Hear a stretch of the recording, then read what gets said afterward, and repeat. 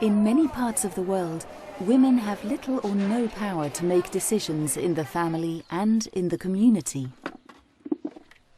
Lack of participation forces women to follow the rules and decisions imposed by men. This is not fair, and it keeps women from advancing. Now more than ever, there are many young women who have an education. I didn't go to school, but I like to participate. And I would give the young women a message that they should get an education. And you have the opportunity to form groups, organise yourselves, and do not abandon the traditions from here in the countryside.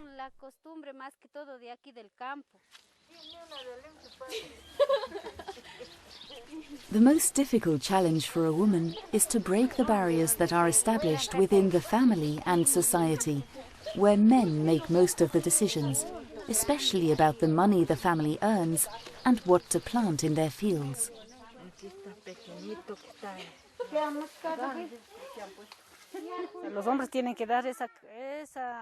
The men have to give us this space to move forward, so that we can also help the men, and not just wait for the men. They are also migrants. They work, and of course they help us. But as women, we also manage our homes, and in that way, we produce food and products for the city and for the whole world. When women join in decision-making, this helps to have happier families and more functional communities.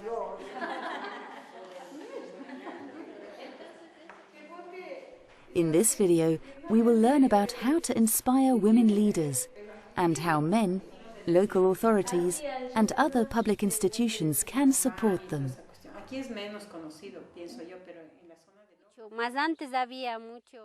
There used to be a lot of sexism on the part of the men. They did not let us participate in the organisations or in politics. But since we have received training, we are ready, and we have said, that's wrong. We can do it too. And nowadays, we are participating, and the men, there are a few who do not want to understand, but most of our husbands understand now, and they support us. Juan Chilegana, Vice President of the local government in the Andean highlands of Ecuador, will tell us why women's participation matters.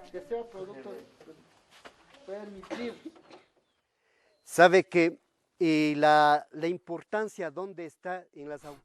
an obligation, because women are innovative and they have that vision of what must be done.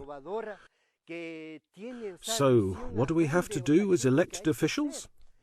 Value the ideas that the women have and not waste them.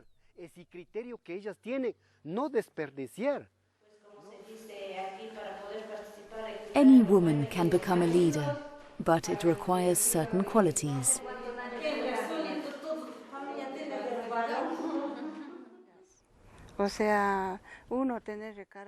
You have to be good with people and be sociable. That is important for us to be able to win them over, to unite the women, so that all the women can participate. I like to serve very much, and that is why I have held so many positions, from the Parent Teachers Association to the Farmers Insurance, and now the Women's Organisation, where I am still active.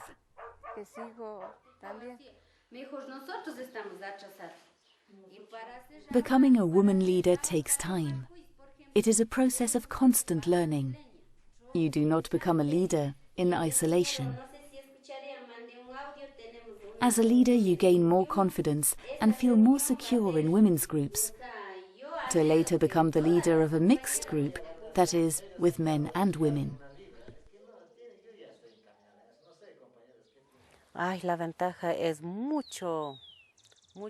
The advantage is a lot of representation. You earn the respect. You earn the love of all the people around you. To create women leaders, the first step is to identify an interest group in your community. In a parent-teacher committee, the women know the children very well. Sometimes, as a mum, you can share ideas that your husband does not know. For example, the women may know why some children are having trouble learning in school.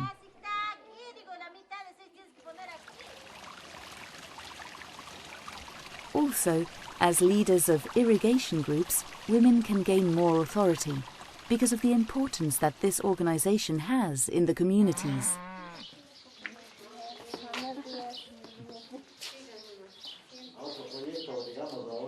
Women have the health of their families at heart. As guardians of local crop varieties, Teresa Soper explains the role of her women's association, Seeds of Life.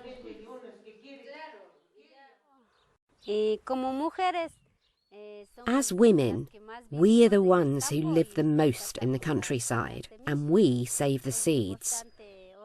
It is important to organise as women, and to save the seeds, and to sell products made from them in the markets.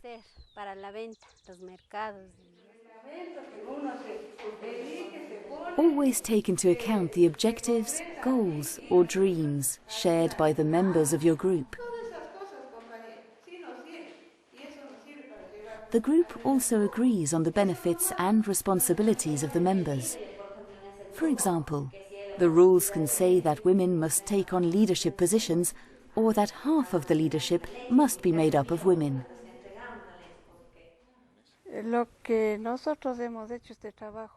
In this work of creating these associations, we have spoken with the women to see if they agree to create something that exists legally, so that we women can go into an institution and ask for support, for help. But by then you have your regulations and your papers. This has been our job as the representatives of the organised women.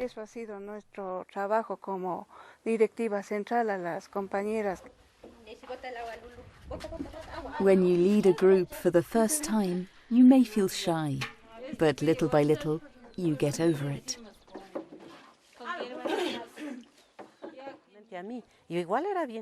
I used to be so shy that I would hide. I did not want to talk to anybody. But now, I am there when they need me.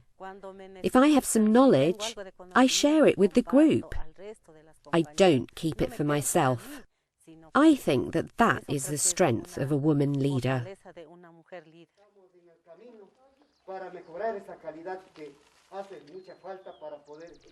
Sometimes men resist accepting women leaders.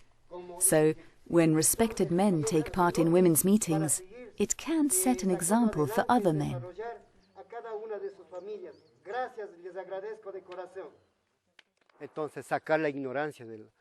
We must remove the ignorance from our minds, trusting the wives and the women. That is fundamental.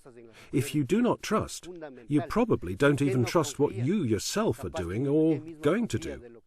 Give them the opportunity to participate, and based on that, it will bear positive fruit.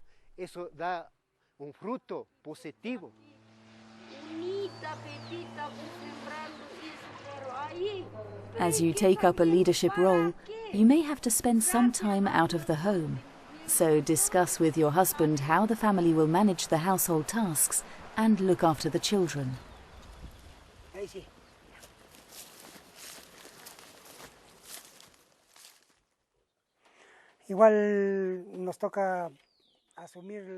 As husbands, we have to assume the woman's responsibilities while she receives training or attends workshops.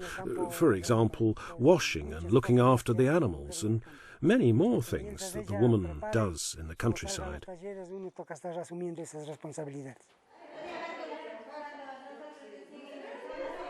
When the group has set its goals, think about the themes or activities to do. Ensure that women leaders learn from each other as they get training in negotiation and leadership skills. Experienced women leaders should teach the younger ones. Beatriz Padilla explains how getting a decent price for milk was the reason she established a group.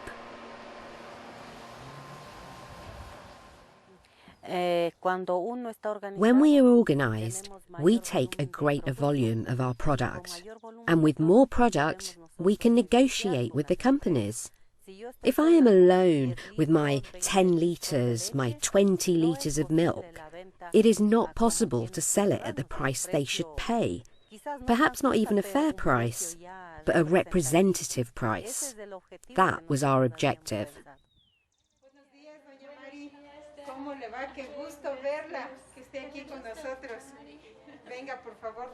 By speaking with representatives of other institutions, such as market authorities, you can obtain benefits for your group.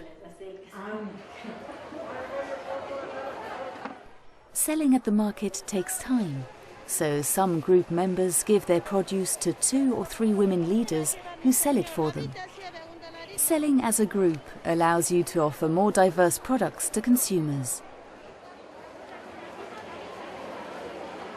Consumers often prefer to buy everything at a stand from women they trust, who sell products free from toxic agrochemicals.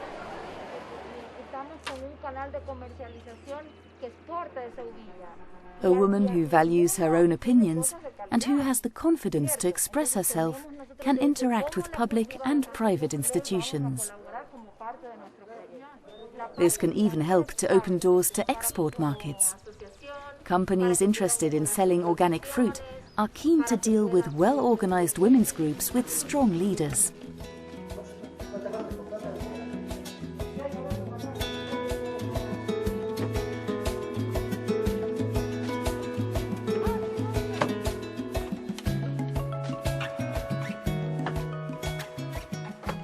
In this video, we learned how to inspire women leaders.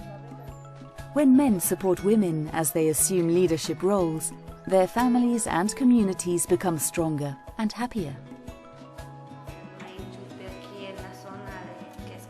Start by taking a leadership role in a local interest group, such as a parent-teacher committee, an irrigation group, or a seed bank.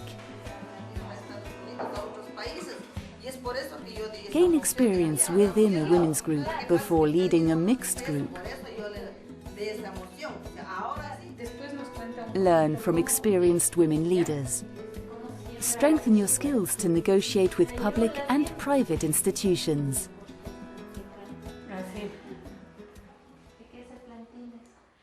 Many young women leave for the city. They no longer like living in the country. But my message would be that living here in the countryside is marvellous, and you should keep organising yourselves, because we women can do it. We can do it, and that is all I want to say.